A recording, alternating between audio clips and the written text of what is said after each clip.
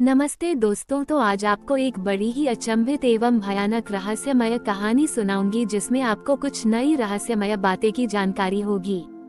तो कृपा करके अभी चैनल को सब्सक्राइब कर ले। यह मेरा दूसरा नया चैनल है ताकि और भी रहस्यमय कहानी सबसे पहले आप तक पहुंचे। धन्यवाद। तो सुनिए। प्राचीन काल की बात है।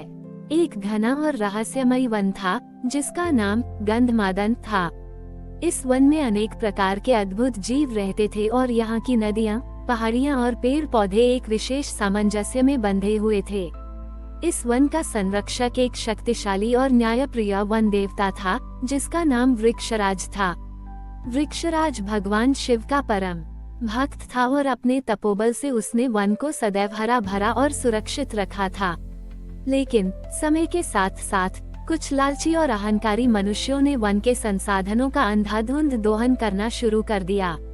वे पेड़ों को काटते, नदियों को प्रदूषित करते और जानवरों का शिकार करते थे, जिससे वन का संतुलन बिगड़ने लगा। वृक्षराज ने उन्हें समझाने की बहुत कोशिश की, चेतावनी भी दी, लेकिन मनुष्य अपनी लालसा में अंधे हो चुके थे। वन सूखने लगा, नदियां मैली हो गईं और जीव जंतु पलायन करने लगे।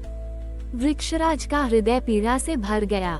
वृक्षराज ने अपनी सारी शक्ति लगा दी, लेकिन मनुष्यों का अन्याय इतना बढ़ गया था कि वह अकेले कुछ नहीं कर पा रहा था। निराश हो कर उसने भगवान शिव का आह्वान किया और गहन तपस्या में लीन हो गया। कई दिनों की तपस्या के बाद भगवान शिव उसके सामने प्रकट हुए। वृक्षराज ने शिव जी को वन की दुर्दशा और मनुष्यों के अन्याय के बारे में बताया। भगवान शिव ने शांत भाव से सब सुना। उनके माथे पर चिंता की हल्की रेखाएं उभरी, क्योंकि वे जानते थे कि से अष्टि का संतुलन कितना महत्वपूर्ण है। तब भगवान शिव ने अपना दिव्य त्रिशूल उठाया। उन्होंने उसे वृक्षराज को नहीं दिया, बल्कि उसे धरती की ओर झुकाया। जैसे ही त्रिशूल का निचला सिरा भूमि को स्पर्श किया, वहां से एक दिव्य प्रकाश निकला। ये प्रकाश धीरे धीरे पूरे गंधमादन वन में फैल गया। इस प्रकाश का प्रभाव अद्भुत था। त्रिशूल की ऊर्जा ने मनुष्यों के मन में एक गहरा परिवर्तन लाना शुरू कर दिया। जिन मनुष्यों ने वन को नष्ट किया था, उन्हें अचानक अपने कर्मों का पश्चाताप होने लगा। उन्होंने देखा कि कैसे उनकी लालसा ने सुंदर वन को उजाड़ दिया है। उनके हृदय में करुणा और समझ का भाव जागृत हुआ। त्रिशूल की ऊर्जा ने केवल मनुष्यों को ही नहीं, बल्कि स्वयं वन को भी प्रभावित किया। सूखे पेड़ फिर से हरे होने लगे, नदियों का जल निर्मल हो गया और जीव जंतु वापस लौटने लगे। ये सब कुछ ही पलों में हुआ। भगवान शिव ने वृक्षराज से कहा, यह मेरा त्रिशूल केवल एक अस्त्र नहीं है, हे वृक्षराज।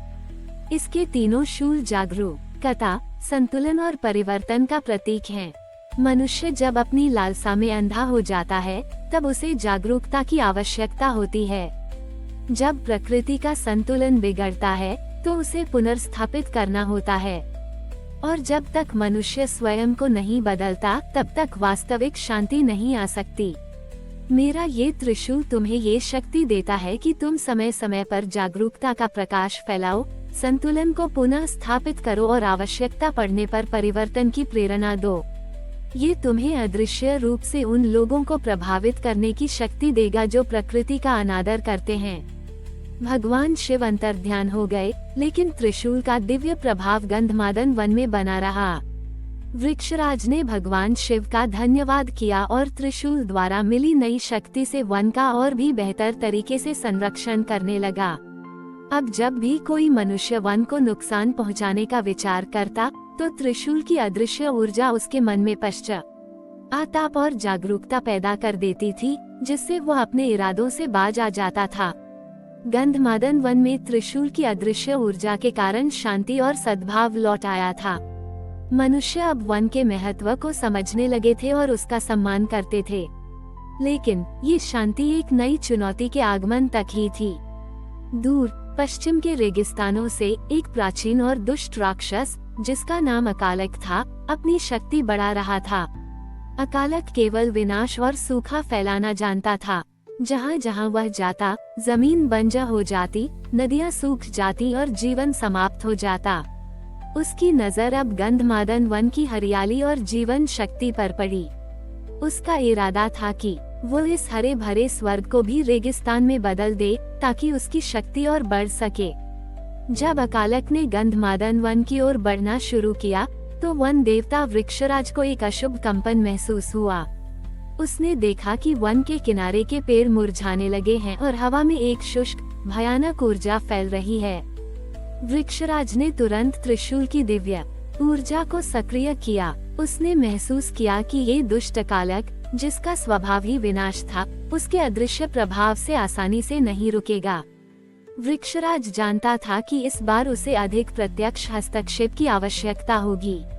उसने भगवान शिव का स्मरण किया और त्रिशूल की शक्ति को और गहरा करने की प्रार्थना की। प्रार्थना के क्षणों में त्रिशूल से एक तीव्र प्रकाश पुंज निकला जो सीधे अकालक की ओर गया। अकालक, जो अपनी शक्ति के घमंड में चूर था, उस प्रकाश को देखकर हैरान रह गया। वह नहीं समझ पाया कि यह कहां से आ रहा है। जैसे ही प्रकाश पुंज उसके पास पहुंचा, वह एक ठोस त्रिशूल के रूप में प्रकट हुआ और सीधे अकालक के हृदय में जा लगा। अकालक ने सोचा था कि कोई अस्त्र उसे रोक नहीं पाएगा, लेकिन ये त्रिशूल सामान्य नहीं था। ये त्रिशूल अकालक के विनाशकारी स्वभाव का प्रतिकार था। इसके तीनों शूलों ने अकालक के अहंकार, उसकी विनाशकारी इच्छा शक्ति और उसके द्वारा फैलाए गए अकाल की जड़ को एक साथ भेद दिया। अकालक की विशाल देह धीरे धीरे रेत के कणों में बदलने लगी और देखते ही देखते वह पूरी तरह से विलीन हो गया। जहां वह खड़ा था, वहां अब केवल शुद्ध उर्वर मिट्टी बची थी। त्रिशूल ने अकालक का विनाश किया, लेकिन यह विनाश नकारात्मक नहीं था। ये शुद्धिकरण था। अकालक के मिटते ही गंधमादन वन में जीवन और भी तेजी से फलने फूलने लगा। जो भूमि पहले बंजर हो रही थी, वह अब और भी उपजाऊ हो गई। वन में नई प्रजातियां आईं और हवा में एक नई ताजगी भर गई। वृक्षराज ने समझा कि त्रिशूल केवल संतुलन बनाए रखने का नहीं, बल्कि आवश्यक परिवर्तन और नव सृजन का भी प्रतीक है।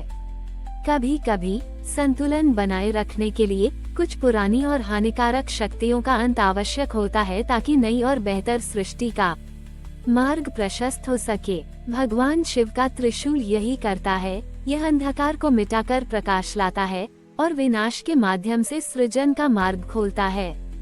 गंधमादन वन हमेशा के लिए अकालक के खतरे से मुक्त हो गया और वृक्षराज ने भगवान शिव के त्रिशूल की शक्ति का महत्व और गहराई से समझा। त्रिशूल अब केवल वन का संरक्षक नहीं था, बल्कि वो उस शाश्वत चक्र का प्रतीक था जहां जीवन, मृत्यु और पुनर्जन्म एक दूसरे से जुड़े हुए हैं। अकालक के विनाश और वन में शांति की पुनः स्थापना के बाद गंधमादन वन पहले से भी अधिक जीवंत और पवित्र हो गया। वृक्षराज, जो अब त्रिशूल की शक्ति को और भी गहराई से समझ चुका था, जानता था कि उसका कार्य केवल वह न की रक्षा करना नहीं, बल्कि सृष्टि के सूक्ष्म संतुलन को बनाए रखना है। त्रिशूल की ऊर्जा अब वन के कण कण में समा गई थी। ये केवल बाहरी खतरों से रक्षा नहीं करती थी, बल्कि यह वन में रहने वाले प्रत्येक जीव और मनुष्य को एक अदृश्य प्रेरणा देती थी। वन में आने वाले साधक और ऋषि मुनि अब त्रिशूल की उपस्थिति को महसूस कर सकते थे। उन्हें यह आभास होता था कि यह केवल एक अस्त्र नहीं, बल्कि त्रिदेवों ब्रह्मा, विष्णु, महेश की सामूहिक शक्ति का प्रतीक है, जो सृष्टि, पालन और संहार के चक्र को नियंत्रित करता है। मनुष्यों ने अब ये सीख लिया था कि प्रकृति के साथ तालमेल बिठाकर जीना ही वास्तविक सुख है। उन्होंने वन से उतना बड़ी ही लिया जितनी उन्हें आवश्यकता थी, और बदले में वे वन की सेवा भी करते थे। बच्चे अब पेड़ों के महत्व को समझते थे और जानवर बिना किसी भय के वन में घूमते थे। गंधमादन वन शांति, समृद्धि और प्रकृति के साथ सौहार्दपूर्ण सह अस्तित्व का एक प्रतीक बन गया। वृक्षराज ने देखा कि त्रिशूल की उपस्थिति ने वन में एक नई आध्यात्मिक ऊर्जा भर दी है। लोग अब वन को केवल लकड़ी या शिकार के लिए नहीं देखते थे, बल्कि एक पवित्र स्थान के रूप में पूजते थे जहां ईश्वरीय ऊर्जा का वास था। वे जानते थे कि त्रिशूल की शक्ति हर समय उनकी रक्षा कर रही है और उन्हें सही मार्ग दिखा रही है। त्रिशूल की यह कहानी हमें सिखाती है कि सच्ची शक्ति केवल बल या विनाश में नहीं होती, बल्कि संतुलन, संरक्षण और सकारात्मक परिवर्तन लाने में होती है। ये हमें ये भी याद दिलाती है कि प्रकृति के साथ हमारा संबंध कितना महत्वपूर्ण है और कैसे लालच और अहंकार से विनाश होता है। भगवान शिव का त्रिशूल इस कथा में न केवल एक रक्षक था, बल्कि एक शिक्षक भी था जिसने मनुष्यों को सद्भाव और जिम्मेदारी का पाठ पढ़ाया। गंधमादन वन आज भी हरा भरा और जीवंत है और वृक्षराज अभी भी अदृश्य रूप से उसकी रक्षा कर रहा है। त्रिशूल की यह गाथा पीढ़ियों तक ये संदेश देती रहेगी कि जब मनुष्य प्रकृति का सम्मान करता है और आंतरिक संतुलन प्राप्त करता है, तो दैवीय कृपा हमेशा उसके साथ होती है। हमारी और भी आध्यात्मिक एवं अनोखी कहानियाँ देखने के लिए हमारे चैनल पर जाएं तथा धार्मिक एवं पौराणिक अनोखी कहानियाँ हमारे चैनल पर है। कृपया जाके देखें तथा हमारे चैनल को सब्सक्राइब करके रखें और वीडियो लाइक जरूर करें। धन्यवाद।